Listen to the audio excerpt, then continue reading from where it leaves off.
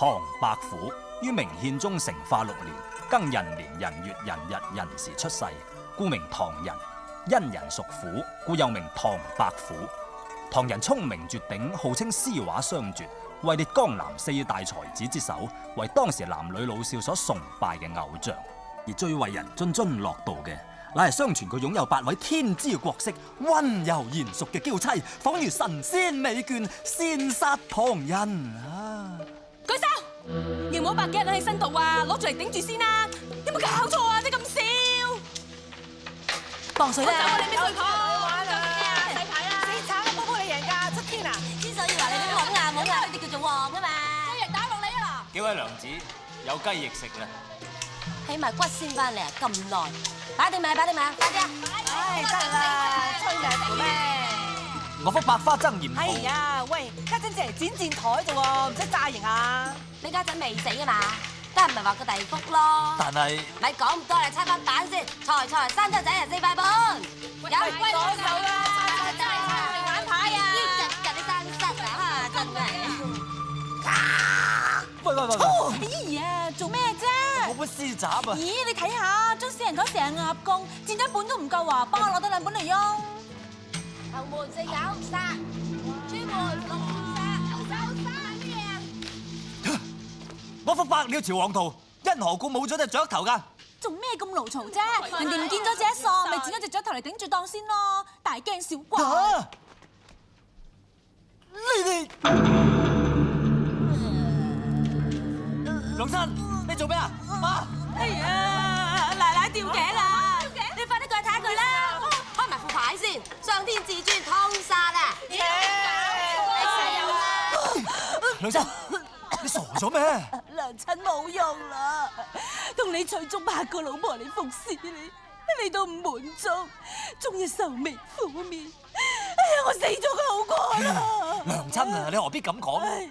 我何曾有怨過你半句得㗎？阿伯父，你正所謂年少有為，事業有成，家財千萬，妻妾成羅，你應該係世上最開心嘅人嚟㗎嘛？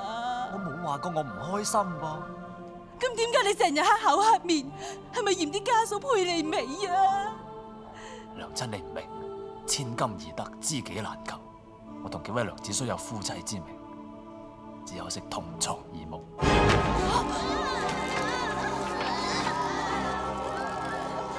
你哋嫌棄我哋啫，咁我哋不如死咗佢算啦。哇！8件一齊掉，何其壯觀啊！你救人啊！家嫂，家嫂，你冇事啊嘛？伯父，你係咪要搞到屍橫遍野、血流成河先至安樂啊？我都冇話。喂，你唔好咁啦，你哋。伯父，你出下聲好冇？唔好嘈啦！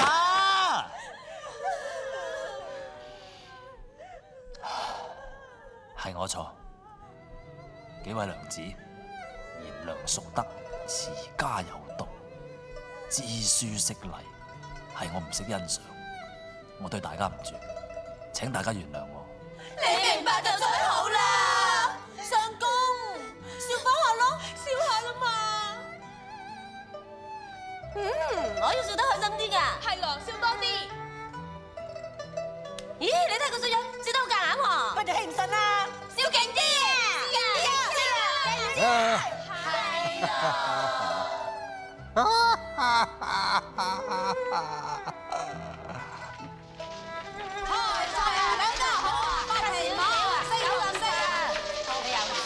伯父，睇下佢哋幾為你啊！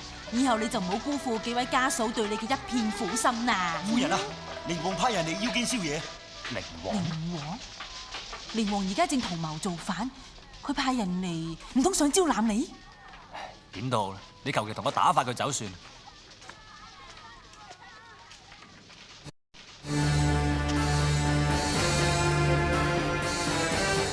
夫人啊，佢哋唐伯虎咧，我哋王爺想請佢翻去做參謀，快啲叫佢出嚟。幾位真係唔好意思，小兒剛患重病，不能見客。寧王好意，心領啦，幾位請回啦。有乜咁啱嘅？乜王爺請親嗰啲人都話病咗㗎。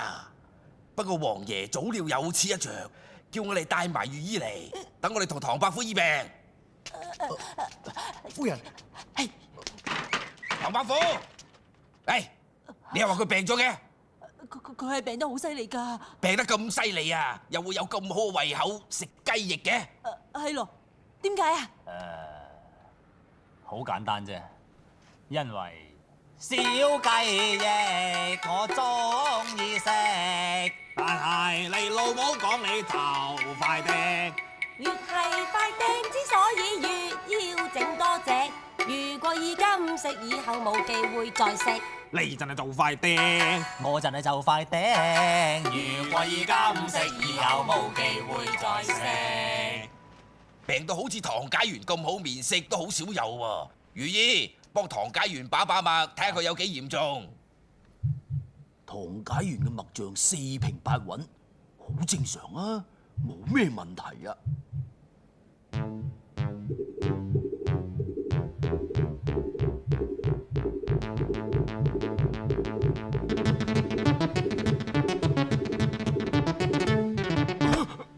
佢點啊？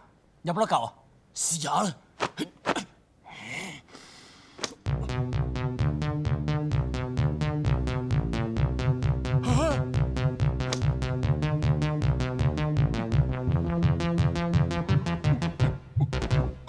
佢做咩啊？我從來未聽過咁亂嘅脈象啊！你聽到啲乜嘢啊？將軍令啊！咩話？我睇你都係早啲準備身後事把啦。唐解元，我哋告辭啊！切，早知你咁啊，唔好嘥我哋啲時間啦，我哋走。御醫啊，你救下我！